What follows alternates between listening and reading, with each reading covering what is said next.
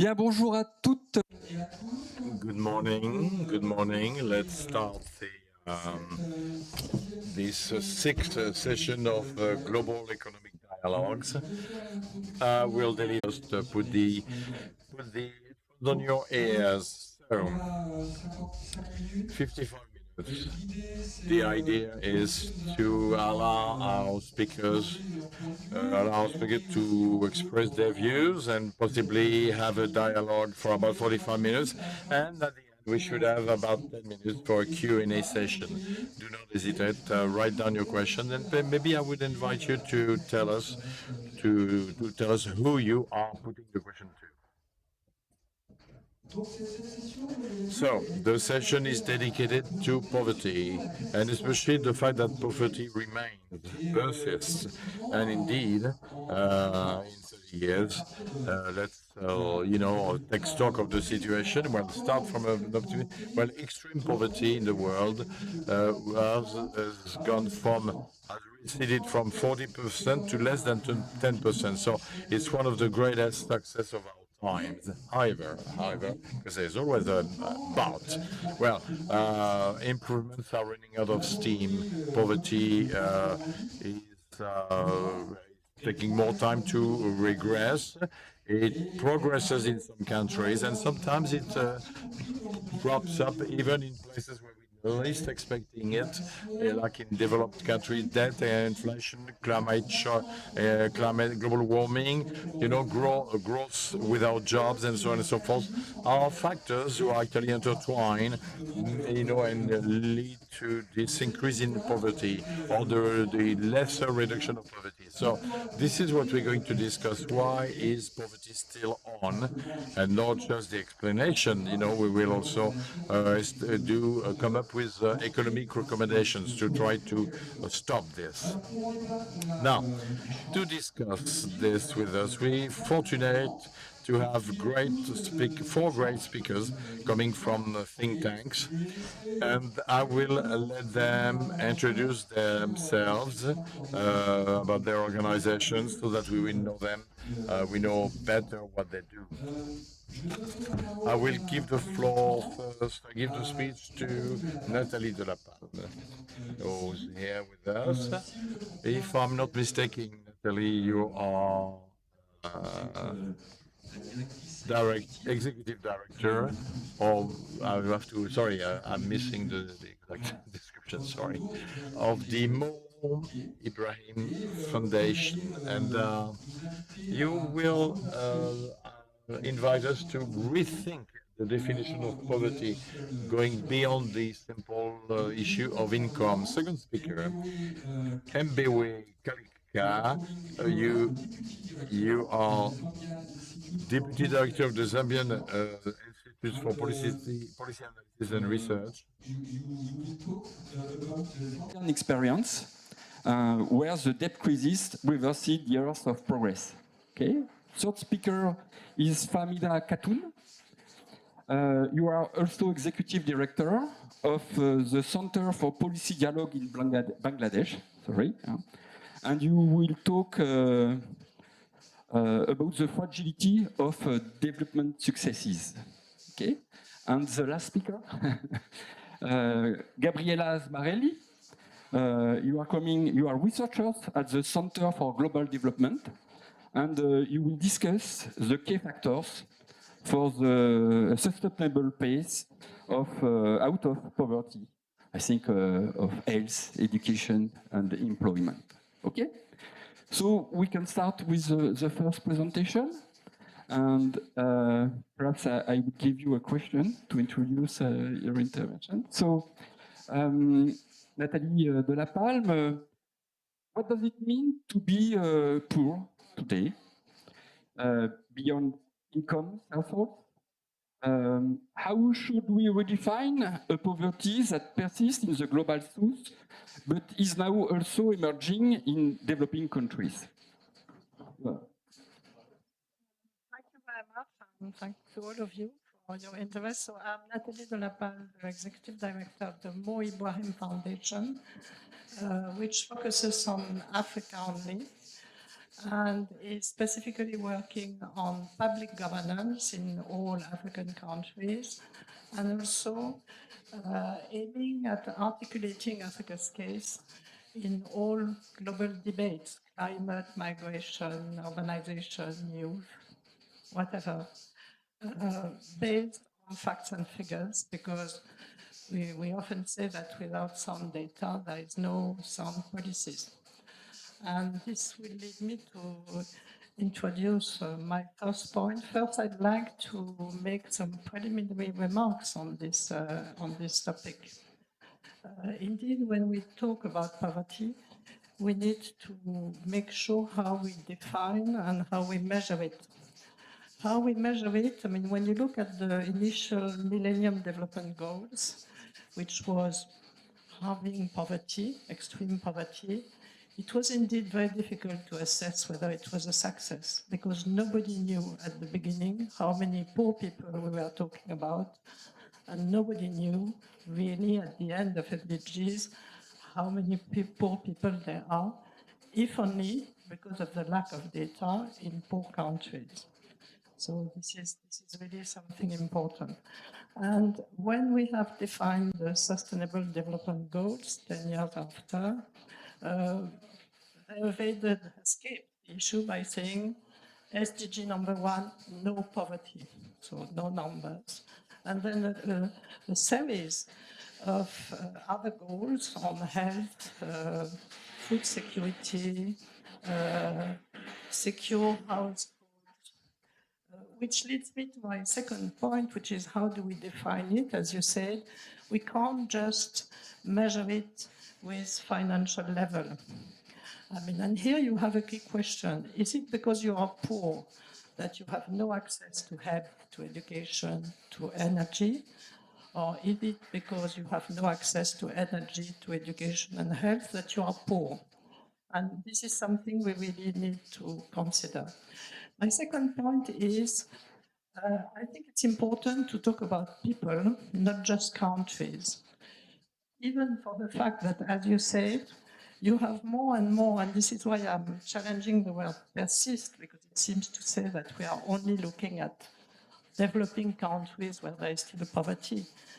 One of the main points I think we need to consider is that there are more and more poor people in developed countries. Are we to talk about underdeveloping countries? Maybe not go that far, but still, if you consider the numbers, in Europe, over 16% of the population is living in poverty.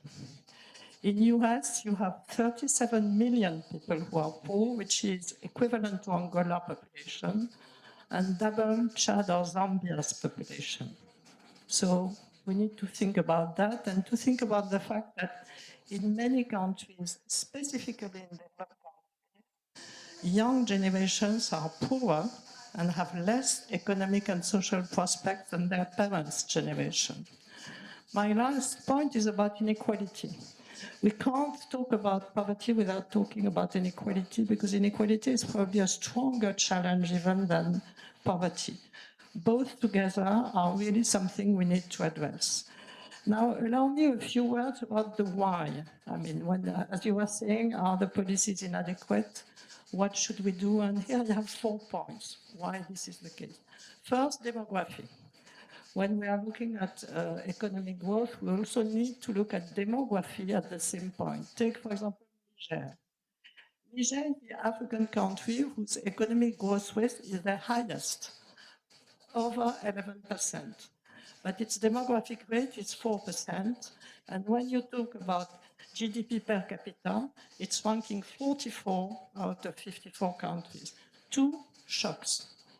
We have seen over the last years an accumulation of shocks, pandemics, climate change, and conflicts. And when I'm talking about conflict, it's not just the war in Great Lakes or Sudan.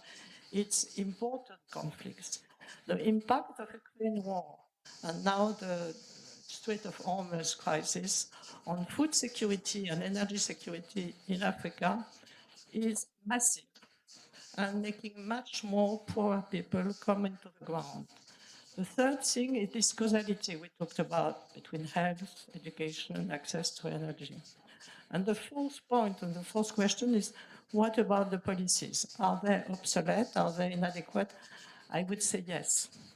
And they are obsolete and inadequate both at domestic and global level. Safety nets are not enough.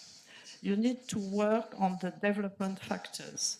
And this is probably something that the former development model, the one that has been supposed to be driving development in Africa, was based on exporting raw commodities outside the continent without any added value locally, without any creation of local employment. We need to work on that. ODA, we know it's the end of ODA. It's not a big deal. The end of ODA is not the end of everything in Africa. When you look here again at the numbers, ODA on an annual average, it's 90 billion for Africa. It's less than what flows out through illicit financial flows. So it's something to consider. But I think the main point is to make the difference between humanitarian aid and development policy. Humanitarian aid means all vulnerable people because of structural marginalization or shocks. And it can be addressed in developed countries as in developing countries. Development policy is something different. And one of the last report we did on financing the Africa we want was highlighting the importance of the potential of domestic resource in Africa, that they need to be mobilized. My last point, I hope it's not too long, is going even further. I think we need to consider the perverse effect of some policy.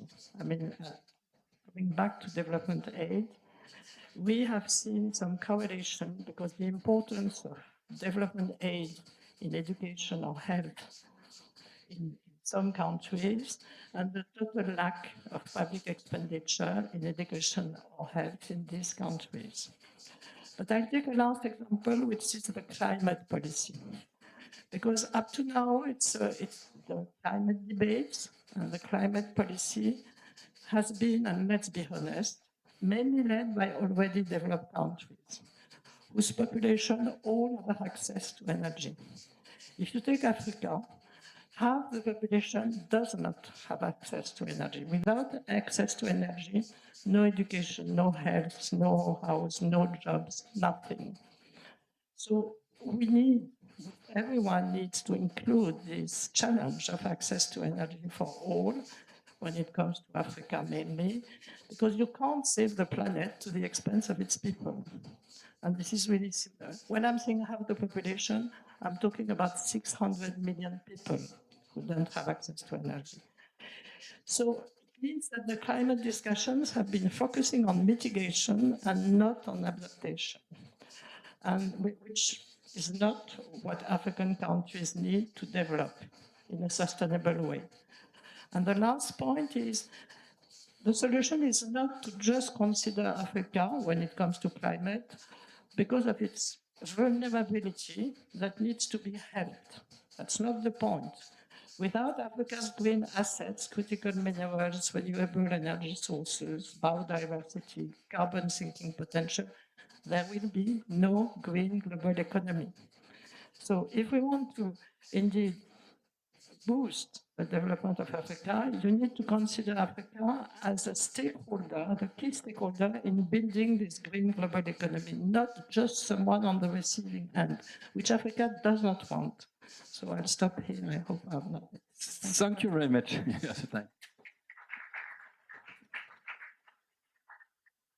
So, Mr. Mbewe Kalikeka, you are the Deputy Director of Zambia Institute for Policy Analysis and Research. And perhaps I can ask a specific question about Zambia to introduce your speak. Why does poverty keep rising in Zambia despite economic growth and increased public spending? Thank you very much. Like earlier introduced, my name is Mbewe Kalikeka. Poverty is at 60% in Zambia, and then extreme poverty is at 49%. So technically what we're saying is more than half of the population in Zambia actually live in poverty. And these are 2022 statistics. And if you look at the 2015 statistics, poverty has actually increased, which was 54.4% in 2015. Then it's increased to 60%. Now, Zambia has got a great story. Like I said, we've seen episodes of economic growth, increased economic growth, with rise in public spending.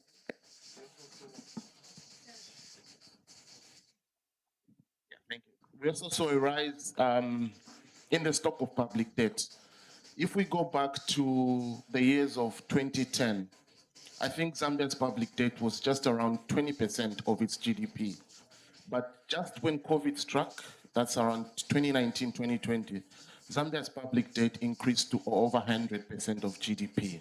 Now, during this period is when a lot of interesting things happened. One of the issues is, as the debt was rising, so did the debt service cost start to increase.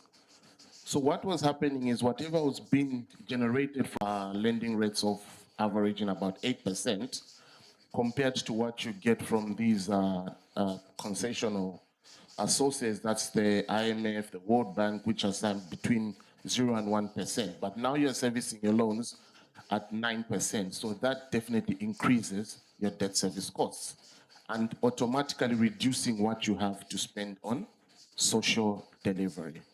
So there we already see that because this money is going towards debt service, we've got very less to actually push out the general population out of poverty. Then came also the macroeconomic imbalances. One, we started seeing a decline in economic growth, mainly because we are taking out the money to pay off the loans. Most of it was funding capital expenditure. We had weak governance institutions, a lot of corruption was going on.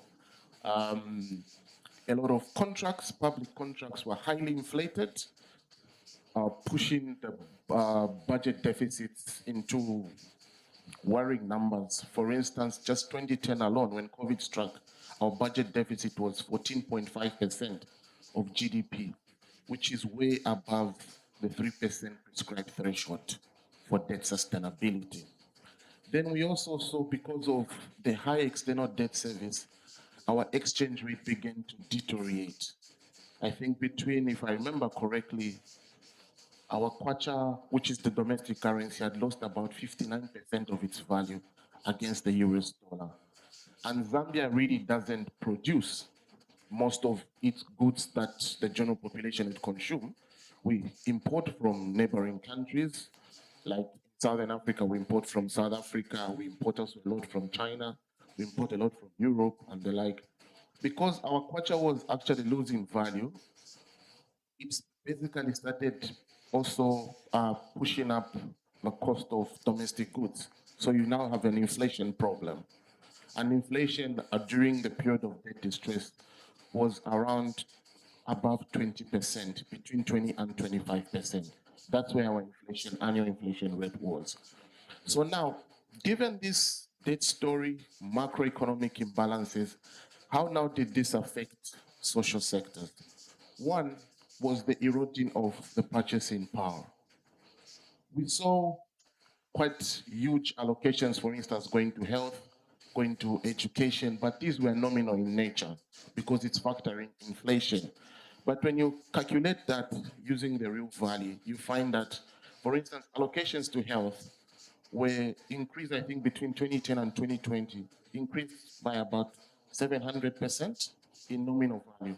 But when you decompose that in real terms, you factor in the inflation, the increase was just around 150% over a period of 10 years.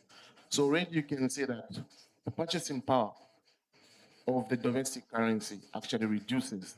And then if now people being pushed more into poverty, while at the same time, incomes were naturally not increasing.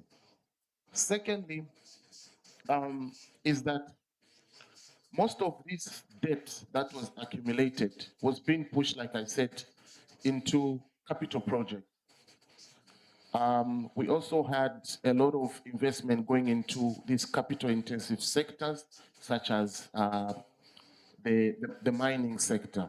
Now, the mining sector, of course, these are sectors that are highly dominated by multinational foreign institutions and not really the locals. And then if you look at the statistics, for instance, of Zambia, you see that most of the indigenous people are actually in those less capital intensive sectors, such as agriculture, which a lot of money was not pushed in to develop that sector. And this is where you have the majority of people, such as the small scale and peasant farmers, actually are in those sectors. Now, these people only produce produce for their daily consumption, not really for value addition, not really for export. But then the capital intensive sectors where you've got these foreign firms are the ones where there's a lot of money going into, and that's also where our economic growth is actually being recorded. So when you look at the statistics, you try to disaggregate, okay, what's your GDP looking like?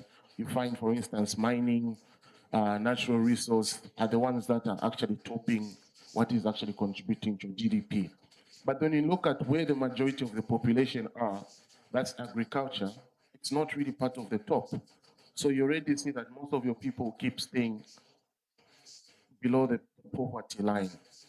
Then another issue that has also contributed to Zambia's rise in poverty, I think my previous speaker mentioned it here, is the external shocks as well as climate change. We had COVID, which of course took a toll on the globe. No country was spared. But for a country where incomes are low like Zambia, the, the repercussions are worse. Incomes get eroded. We are still struggling in terms of technology. So while other countries had already introduced coping mechanisms like working from home, Zambia, some of the industries could not cope because one, probably we don't have internet. How do I go and work from home when internet is a problem? I have to probably go to the office. We've got issues of, I don't know if you know what load shedding is, but we've got electricity blackouts for over 24 hours sometimes. These are some of the issues also that keep pushing our people, start increasing. So I've already talked about the debt, and the last point I also want to stress out is the issue around the structure of the budgets in the social sectors. Why do I want to stress this point? My previous speaker raised the point around declining ODA. Well, you said it's not a problem. I somehow have got a different view in the sense that if you look at the way our budgets are structured, most of the budget in terms of health, education, just basically the social sectors, most of these funds are actually channeled to service the wage bill. So more of the budget, when I say more, over 70% goes to fund the wage bill. And you've got less than 30% to actually fund social sector delivery. So in an event that ODA keeps declining, which has really helped actually to even improve some of the indicators, such as indicators in health, that is because you've got some of these foreign institutions that are really pumping in money to just improve the quality of life, the quality of education. But if you pull out this ODA and you look at the way the structure of the budget is, that already tells you that we are going to be in a very, very big problem. Because if you've got 70% going to just fund the wage bill and less than 30 to actually pay for social sector delivery, it becomes a very big problem. And why does it become a big problem is wages are protected by the Constitution. So no matter what happens, you have to pay your wages. And then you also have to pay your debt. That's what we classify as non-discretionary spending. So whatever now is left is what the government has to juggle on in terms of social sector delivery, paying for the emergency cash transfers, and all the other expenditures. So in an event that ODA declines, really brings out a very big problem. So, but then we also still can't keep relying on ODA. I think countries are now coming up with their own priorities. We've got the tensions that are coming up in the Middle East. I think countries are now funding more of, I think, trying to keep up with the war in terms of funding military budgets and the like. So I think now it still comes back to what can we do as the locals. I think Africa, Zambia were endowed with quite a number of natural resources. Even issues of electricity blackout should not be talked about. We've got quite a number of water bodies in Zambia, like a number of water bodies.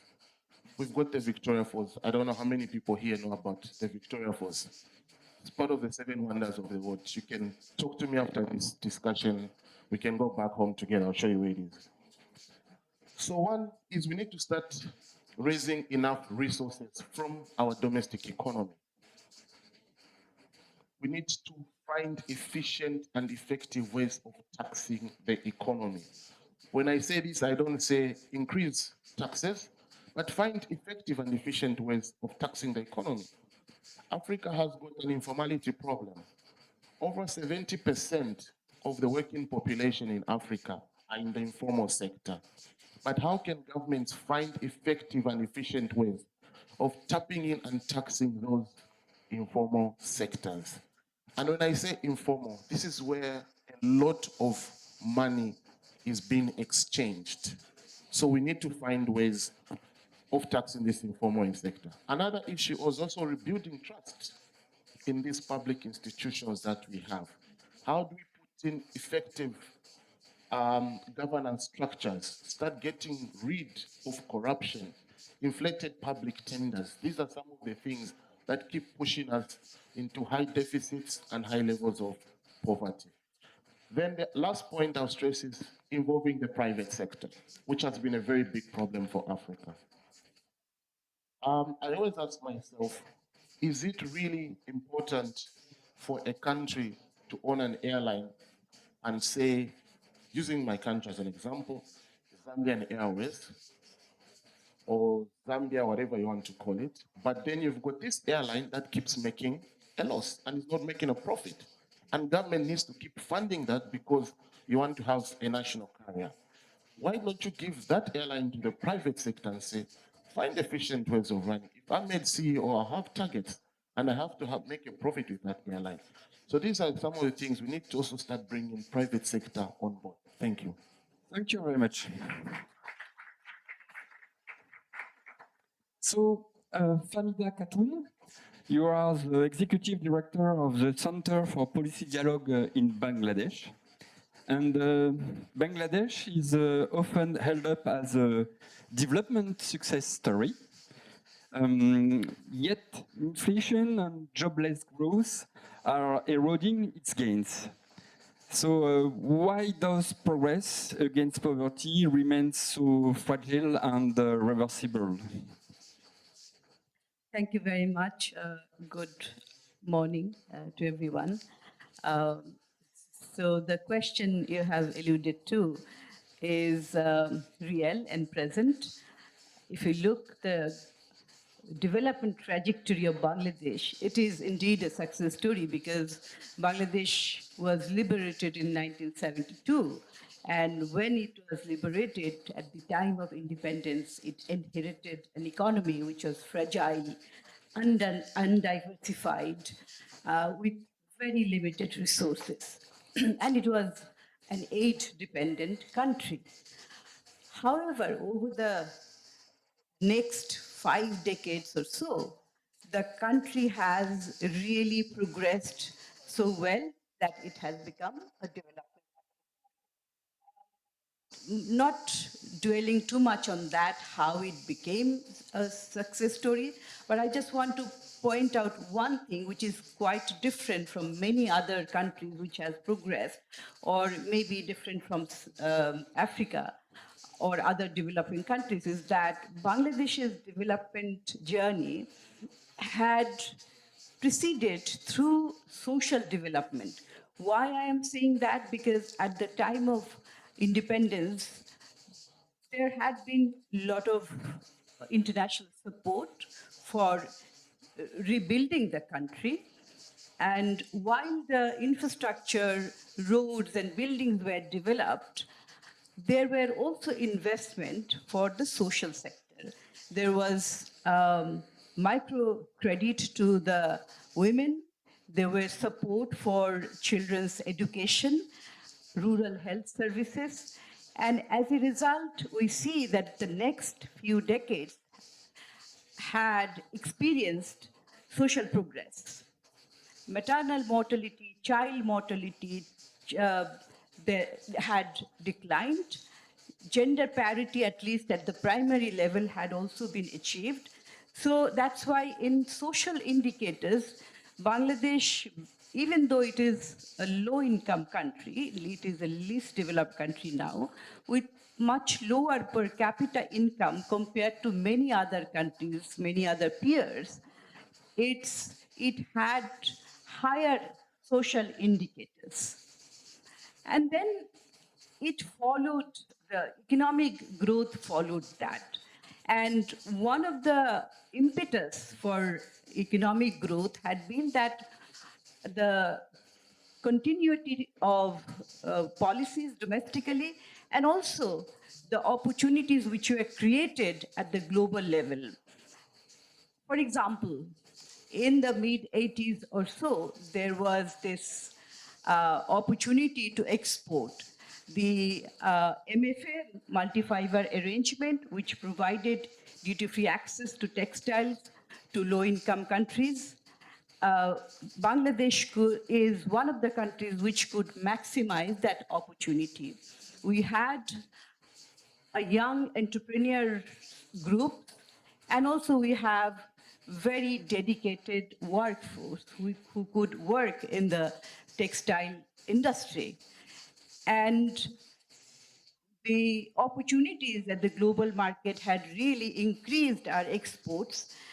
So this has been one of the positives of the industrialization. The second issue also which is also related to global integration, is that remittances, the services sector, in other words. So Bangladeshi workforce had been working in the Middle Eastern countries, Southeast Asian countries, and they are sending remittances. They have been sending remittances, which had really contributed to the foreign exchange reserve. The other sector, the agriculture, that also contributed to the food security. Even though Bangladesh is a highly populated country with limited land, but we are almost food self-sufficient. Only about 5% of the requirement is met through import. So you see that three sectors in the real economy, agriculture, industry, services, all of these had contributed. So behind this contribution, both domestic and international policies had played a role. And the success story was also possible as a result of all of these. There was less fluctuation in Bangladesh's macroeconomic growth.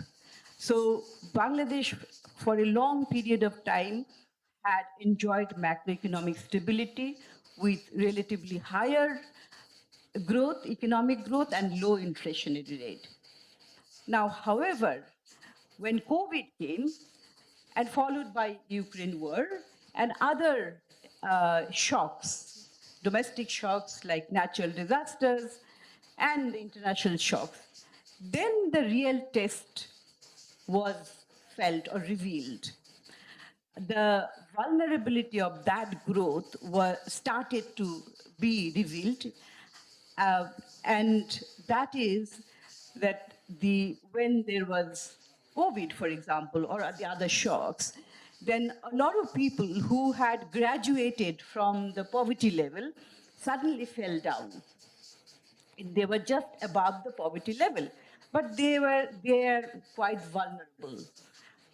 It was the reasons being that the capabilities of those people who were just graduated above the poverty level were limited. And the other issue is that, which has been discussed by my previous speakers also, that we had growth, but at the same time we had inequality, high inequality, which is also a problem across the world. So, and then this inequality is such a strong negative feature in the growth journey that no matter how effective your growth policies, if you cannot really address the inequality, then there will be less outcome in terms of poverty reduction. So that has been another challenge. And then the growth also has been such that it was not really employment generative. So we were, like many other countries, were and still we are experiencing a jobless growth. And that being the reason being that the investment, particularly the private investment, is so low. So there are internal institutional issues, governance issues, broader issues, I would say. But coming back to the poverty issue, that how it started. Of course, we had done really miracles in terms of reducing the poverty numbers. I'll just give you one number. For example, in 2000, the poverty level was 48.9%, almost 50%. And by 2022, it had gone down to 18.7%. However, the various surveys, the latest survey by World Bank in 2024 shows that 62 million people are vulnerable to any kind of shocks. So that's the inherent weaknesses of the economy. So, and right now, when we are observing all these shocks, we are also going through high inflationary pressure for the last 4 years or so. And when there are inflation for a sustained period of time, who are the people who get most affected? These are the poor people. So that's how they became even poorer. So that's why they are vulnerable. So that's why I'll round up by making a few observations with regard to poverty eradication or addressing the issues of poverty in an effective way. You see, poverty reduction, of course, is related to growth, but growth is not the only solutions for poverty eradication unless you have targeted programs for poverty. Inequality, I have spoken about it, it must be reduced, and the government policies are crucial here. Through taxation, progressive taxation, through universal social systems, social protection systems, through investment in health, education, and social protection, through investment in early childhood. These are the issues in areas where government must invest in order to prevent inequality and also in order to prevent the in order to improve the resilience of the poor people, because it's poverty we see in our part of the world has become an intergenerational cycle, because they can a poor family invest less on education and health, and as a result they get the less remunerative jobs, informal jobs, which is very high in our country. Over 80% of the jobs are in the informal sector. And then they just roam around within this cycle. So that's why the public support system for these people it has to be stronger, targeted way. We have a social protection system, but then the fragmentation or the targeting errors, these are quite high, and these are also related to governance and institutional issues. Then the issue of climate. The Bangladesh is also one of the most vulnerable countries to the climate change related shocks. And the adaptation has been quite good in Bangladesh, but then because we have a large population, we need more investment. And in addressing the climate issues, we need higher resources, better technology, and also the capacity building. So I think, it is a combination of economic policies, fiscal policies, and climate-related policies, and also social policies, I would say. So at this point, as I speak, we are really, struggling to increase the growth and at the same time lowering the inflation, creating enough jobs, and also increasing the private investment. So that's why, unless we can build a resilience, uh, no matter how much growth we have, it is not sustainable. So with this, I would like to end. Thank you very much. So, Gabriela Smarelli, you are researcher at the Center for Global Development.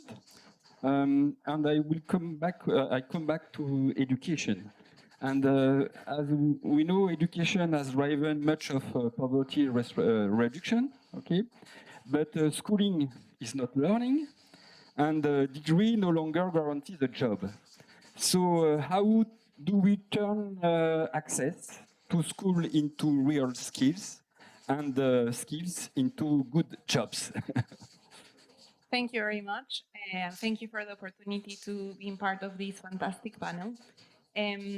Before answering the question, just briefly, the Center for Global Development is a think tank that aims to work towards reducing poverty through rigorous economic research that aims to use research to transform and drive policy and practice. And we work on education, health, gender, and migration. So I really encourage people to follow our work. So going to the question, first of all, it's clear from what my fellow panelists have highlighted that there is no single path out of poverty.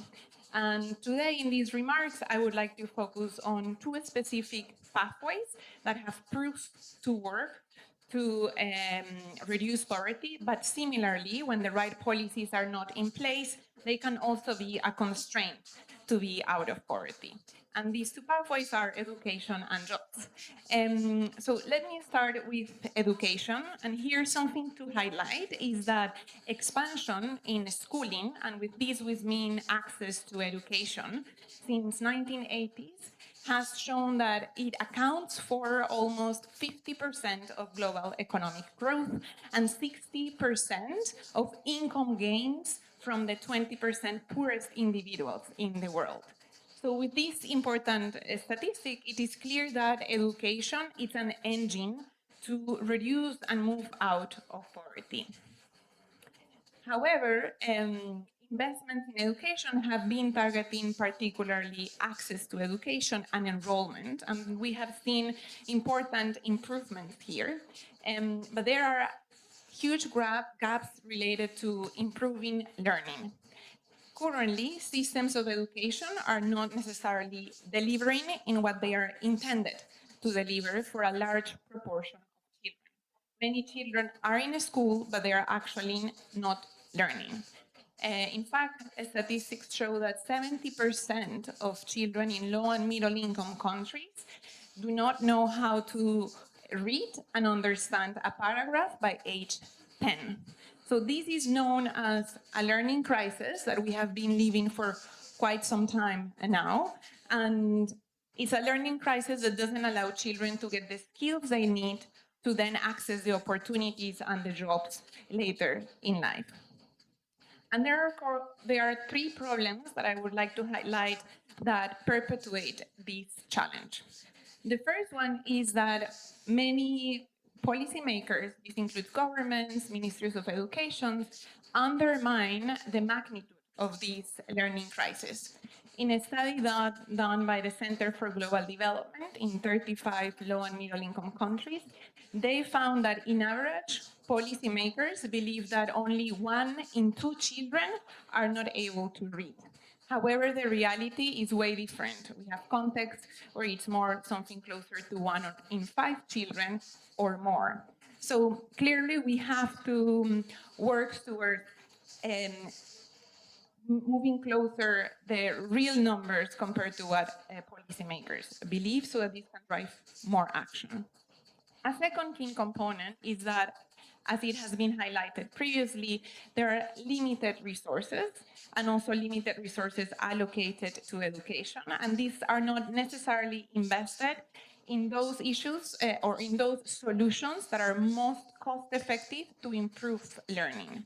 And we already know the evidence or what these type of interventions are. So we have to move towards investing on these ones more. And a third point is more related to something that generally is overlooked, and is the importance of investing in enabling conditions for learning. And here I want to highlight a specific issue that it's underinvested and is correlated with poor learning, and that one is school safety. What we observe in schools around the world is that levels of violence have been increasing over time.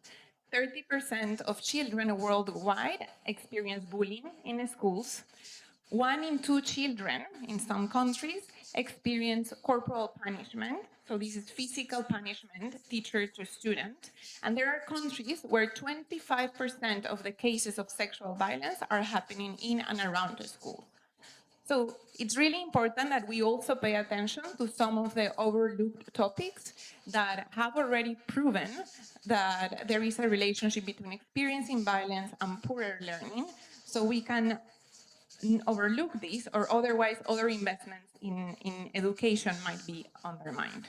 So clearly we need more political will and better investments in education to improve learning. And this move takes me to the second point I want to highlight, that it's about jobs.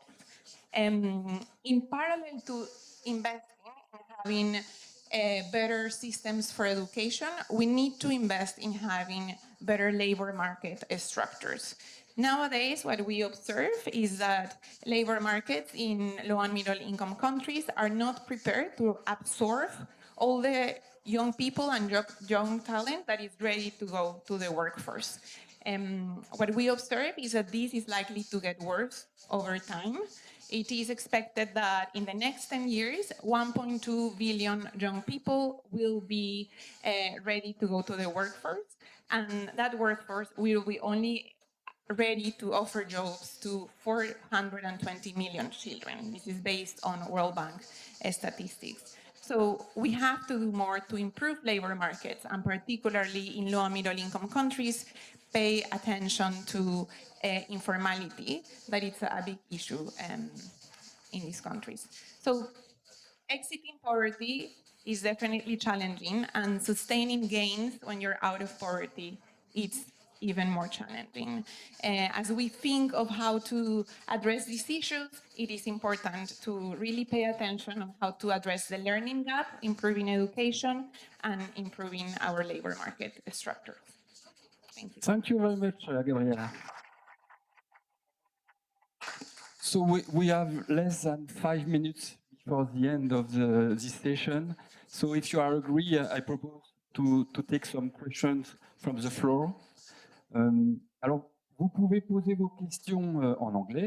You can ask your question in English, but you can also ask your question in French as well. The speakers have headphones, and they will be able to get the translation. So do not hesitate, ask questions, take advantage of their presence here today. And when you reply, please use the microphone properly. Hello, good morning. Merci. Presentation. My name is Isabelle Dieuzy-Labaye. I'm the president of GalvMed, and I work in agricultural development. Agriculture is not just food, and I learned that Bangladesh is almost self-sufficient from agriculture, which is very good to hear. But it's also very often a money box or a piggy bank, if you want, for a lot of families in many countries in sub-Saharan Africa, in Asia. And I wonder why there is so little investment in general in agriculture, and in particular in livestock. It's very difficult to get government to put a lot of budget on livestock, at least not to the extent that livestock is making most of the population resilient. And I heard what you said, the two first presenter in particular, on the fact, and you in Zambia saying that, and you also in Bangladesh, you need to work on social measures before you can build a sustainable or resilient way out of poverty. And this is the real way to poverty. It takes time, but it's the way, it's the place to start. But I've met many agricultural families that said that their livestock would allow them to build a better housing, better health for their children, get them to education, bringing them to school, allowing them to go somewhere else. And I'm always puzzled, why is it that agriculture, and in particular livestock, which is huge, and in some countries in Africa, for example, well considered by governments, Namibia, because it's exports, but also Ethiopia and a few others. But in many countries, most of the countries, livestock is really down. So do you have any explanation? Because to me, it's a way out of poverty. And it's one of the way out of poverty. At least helps a lot of family get the good grounds to go up and build education and health for their children. Over. Much a very important question.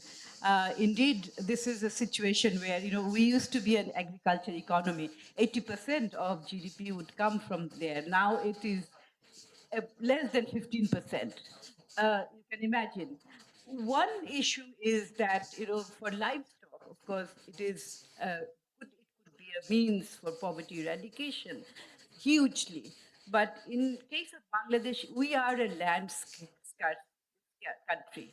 We have very limited land. That's one thing.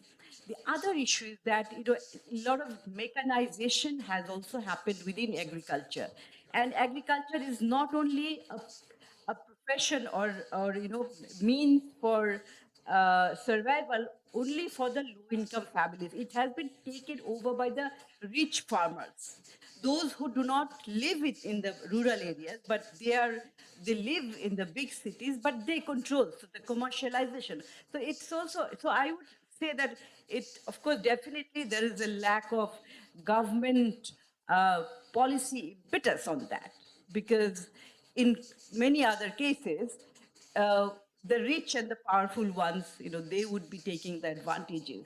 And then be it agriculture, be it fisheries also, which is another source of foreign exchange income in Bangladesh, are all the big ones, big, rich people they have taken. And the poor people, having very small fragmented piece of land, they cannot really make a difference. That's the real issue here. Okay, thank you. Thank you very much for that question. And I'll just quickly just try and answer your question. So yes, you've rightly put it. I think previously governments were not really investing in livestock, but now speaking from the Zambian perspective, we have what is known, social safety net known as the Farmer Input Support Program or the Food Security Pack. So previously, what the government would do is they would only sponsor small-scale farmers with seeds. That's to grow, for instance, corn, to grow wheat, soya beans, and the like. But now that has been extended to actually also bring on livestock. So now the problem that is there is one, also maybe writing from the Bangladesh story, is also the qualifying criteria for you to access that livestock. Because some of the farmers don't have, for instance, the necessary land, which is part of the eligibility criteria. Then the other issue has been the climatic shocks. Because sometimes what happens is farmers are given the livestock, then when you're hit, for instance, with a drought, most of the livestock would actually die because maybe the farmer doesn't have the resources to buy stock of it, but rather has to take them to the grazing areas. So if there's no grazing area, most of the livestock would die. Thanks. I can just add two things. It's also linked to this former development model where some times ago, but not very long time ago, you needed to move from agriculture to industry and services. Agriculture was considered by development experts as poverty. So we need to totally reverse that paradigm. For the livestock, I really think we need to take into account the water print, because there is really an issue on water scarcity. Vous avez une autre question? Good morning to all. My name is Christine Horspower. I represent Financial Afrique, which is one of the leading African media. My question is about global governance concerning health and African governance. One has realized when President Trump came for its second mandate that it cut, USAID subsidies, and therefore suddenly the world woke up that, most of the program in health were not being financed anymore. Like if there were no big pharma in Europe, for example, to be able to finance this kind of things. But no, this was the Americans. And my question is about, if your population is not healthy, your population cannot work and your population dies. So what has to be done, at a global level to change this, and at the African level to also try, to create funds based on the resources which are going to be able, to pay for the vaccination, to pay for everything you need in order not to have human tragedies and people dying.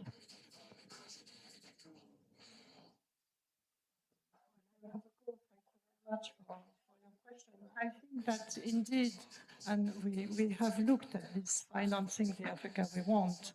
Once again, when you look at the numbers, ODA is $90 billion, equivalent, as I said, to illicit financial flows getting out of Africa. It's equivalent to remittances. You talked about remittances, which is also an important source, but we need to leverage the domestic resource. And it also means that you can't just assess aid by financial pledges, which, by the way, are less and less implemented. We need to work on the processes. Look, for example, at SDR, 650 billion additional SDRs promised, pledged, but no allocation to the countries that needed them. So we do need on the processes. And you're right about governance. Without governance, there will be no efficient use of resources. So this is really key. Vraiment une toute petite question et avec une toute petite réponse. Alors, ma question c'est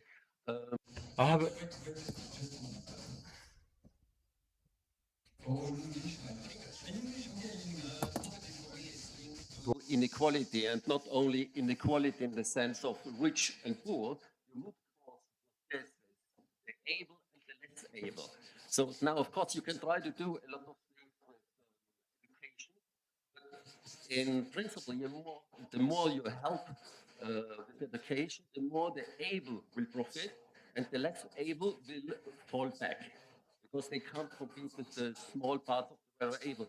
And nowadays, that demographic-wise, the less able part of the population is growing faster than the very able. So I have the impression, whatever we'll do, if we can't solve the problem of the inequality in abilities, which is more or less genetic for the most part, you can't do it with education only. I don't know what we can do to address the problem. Do you see a solution for that? Gabriela, for education, perhaps? Thank you. Well, that's a complex question. I would say you're completely right that the inequality is high and you have more able, less able people, even to access education, learning, jobs. I would highlight the importance of the early years when we are thinking of how to address inequality, and the importance of investing early on families.